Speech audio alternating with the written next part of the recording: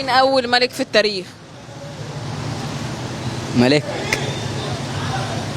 هارون، اللي هو كان حاكم البلاد دي، اللي هو غرق دي، فرعون. فرعون ده فرعون؟ اه. فرعون ده كان اسمه ايه؟ واسمه فرعون. فرعون ده عمل ايه بقى؟